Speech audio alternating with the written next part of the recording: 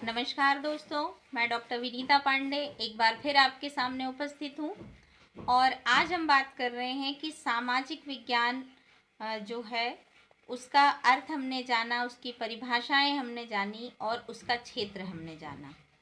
अब इस वीडियो में हम ये बात करने वाले हैं कि सामाजिक विज्ञान विषय जो होता है उसका शिक्षण का, उसका या अध्ययन का, उसका उद्देश्य क्या है, मुख्य उद्देश्य क्या है। तो इस प्रकार से, क्योंकि सामाजिक विज्ञान जो है वो बहुत ही व्यापक विषय है और सभी कक्षाओं में पढ़ाया जाता है, तो अध्यापक शिक्षा में इसका बहुत अधिक महत्व है। तो आइए जानते हैं कि सामाजिक विज्ञान शिक्षण या सामाजिक विज्ञान अध्ययन का जो उद्देश्य है वो क्या है। तो किसी भी, आपने देखा होगा हमेशा कि किसी भी विषय का अध्ययन करने से पहले हम ये जानते हैं कि हम उसे क्यों पढ़ रहे हैं। जैसे आप यदि कोई डिग्री कर रहे हैं या डिप्लोमा कर रहे हैं तो आपको उसके पीछे का उद्देश्य पता होता है कि मुझे बीएड कर रहा हूँ तो क्या होगा, एमएड कर रही हूँ तो क्या होगा, डीएलएड कर रही हूँ तो क्या होगा। तो इसी प्रकार से किसी भी विषय को हम क्यों पढ़ते हैं या क्यों पढ़ाते हैं, इसका जो कारण होता है वही हमारा उद्देश्य होता है। तो किसी भी विषय को पढ़ने से पूर्व आपके उद्देश्य का अध्ययन करना आवश्यक हो जाता है। अब उद्देश्य निर्धारण के बाद हम ये देखते हैं कि छात्र उसमें रुचि का अनुभव कर पाते हैं या नहीं कर पाते। किसी भी विषय में रुचि का होना बहुत ज़रूरी है, क्योंकि बिना रुचि के या बिना इंटरेस्ट के हम विषय को आत्मसात नहीं कर पाते। सामाजिक विज्ञान विषय भी अब उद्देश्यों के अभाव में सफल नहीं हो पाता। अतः अनेक शिक्षा शास्त्रियों ने सामाजिक विज्ञान शिक्षण के कुछ सामान्य उद्देश्य बना दिए थे, जिन पर हम चर्चा करेंगे। तो जैसे अगर हम देखें तो ये समझ में आता है कि सामाजिक विज्ञान का अध्ययन हम क्यों करते हैं। तो इसका सबसे पहला उद्देश्य है कि छात्रों में आदर्श नागरिकता का विकास करना। जब छात्र को आप नागरिकता का ज्ञान देते हैं, समाज का ज्ञान देते हैं, परिवार का ज्ञान देते हैं, शिक्षा का ज्ञान देते हैं, तभी एक व्यक्ति या एक विद्यार्थी जो होता है वो उत्तम नागरिक बन पाता है। दूसरा उद्देश्य है कि छात्रों को इतिहास, भूगोल और नागरिक शास्त्र के समन्वित पाठ्यक्रम के तथ्यों की जानकारी देना। तो यहाँ ये बताया गया है कि छात्रों को कक्षा 6वीं से ही आपने देखा होगा कि सामाजिक विज्ञान का अध्ययन प्रारंभ कर दिया जाता है। इसमें आपका इतिहास होता है, आपका नागरिक शास्त्र होता है, अर्थशास्त्र होता है, भूगोल होता है, इस तरह के जो विषय होते हैं इसको इसमें समाहित किया जाता है। और यहाँ पर आपको इतिहास के बारे में, अतीत के बारे में से ही पढ़ाया जाता है।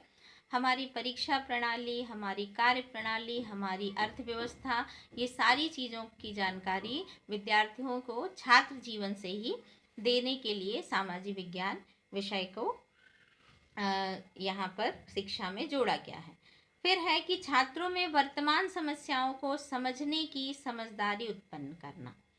जब विद्यार्थी सामाजिक विज्ञान को पढ़ता है और वो ये जान जाता है कि इतिहास क्या है, भूगोल क्या है, नागरिक शास्त्र क्या है, अर्थशास्त्र क्या है, या मानविकी क्या है, या मनोविज्ञान क्या है, तो वो हमारे जो वर्तमान की परिस्थितियाँ होती हैं, चाहे वो पारिवारिक हो या सामाजिक हो, उसको विद्यार्थी बहुत अच्छे से समझ पाता है। अगला उद्देश्य है कि सामाजिक वातावरण के अनुकूल ढालने का प्रशिक्षण करना। और इसी प्रकार से सामाजिक विज्ञान का अध्ययन जब हम विद्यार्थी को कराते हैं तो उसमें कुछ अनुशासन पैदा होता है और हम सख्ती भी करते हैं। विद्यालय के लेवल पर अगर आप देखें या महाविद्यालय के लेवल पर देखें तो आपके विद्यालय और महाविद्यालय के कुछ नियम, अनुशासन होते हैं जिनका पालन विद्यार्थियों को करना होता है, और इन्हीं अनुशासनों में बंधकर विद्यार्थी जो है वो एक सफल नागरिक बनता है।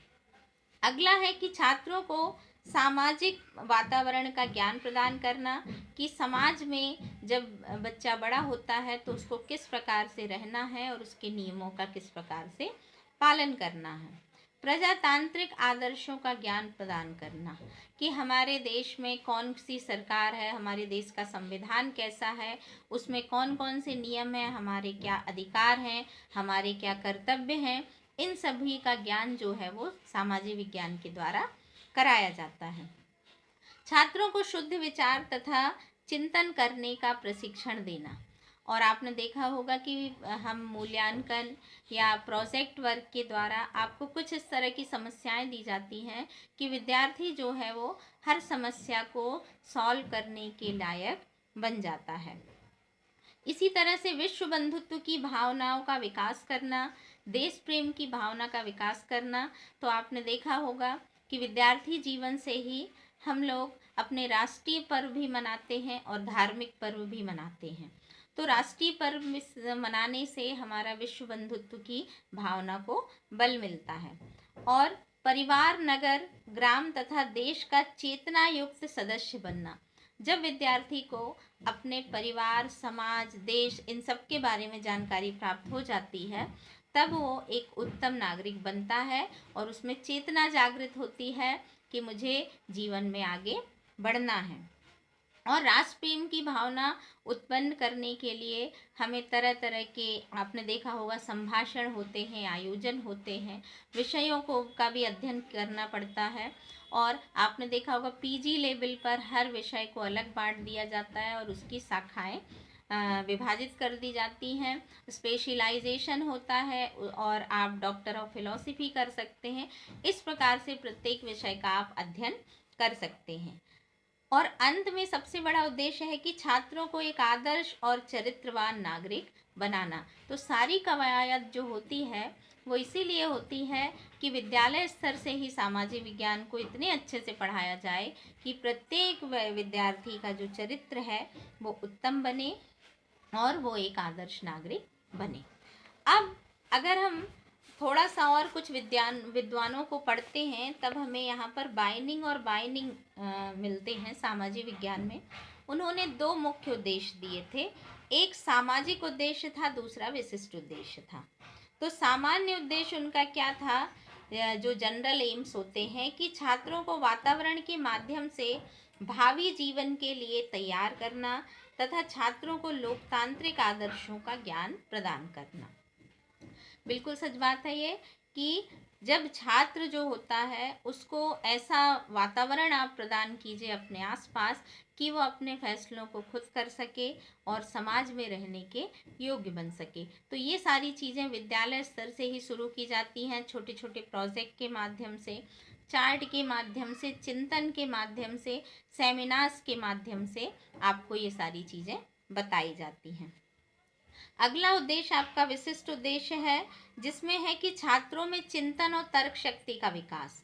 तो जब आप कोई विषय लेंगे तो उसके बारे में सोचेंगे और उससे आपकी तर्क शक्ति बढ़ती है। छात्रों में स्वाध्याय की आदत का विकास करना कि प्रत्येक विद्यार्थी जो है वो स्वयं अध्ययन करे और करके सीखे। छात्रों में भूगोल, इतिहास, नागरिक शास्त्र, इन सभी विषयों का ज्ञान प्रदान करना और छात्र में राष्ट्र प्रेम का भाव भरना और उत्तम नागरिक के गुणों का विकास करना। ये जीवन के विशिष्ट उद्देश्य हैं कि सामाजिक विज्ञान अध्ययन के लिए ये सारे उद्देश्य जो हैं वो जरूरी हैं। और सामाजिक विज्ञान विषय का ज्ञान प्राप्त करने के बाद इन सभी उद्देश्यों की पूर्ति हो जाती है। इसीलिए एक उत्तम शिक्षक बनने के लिए ज़रूरी है कि सर्वप्रथम हमें खुद पता हो कि हम सामाजिक विज्ञान विषय क्यों पढ़ रहे हैं, ये क्या है और इसके जो उद्देश्य हैं वो क्या हैं और हमें उनकी पूर्ति किस हद तक करना है। आशा है कि आपको मेरा ये यूनिट फर्स्ट की चीज़ें आपको समझ में आ रही होंगी और आप इनको बहुत अच्छे से लिख पाएंगे। आज के लिए बस इतना ही। धन्यवाद।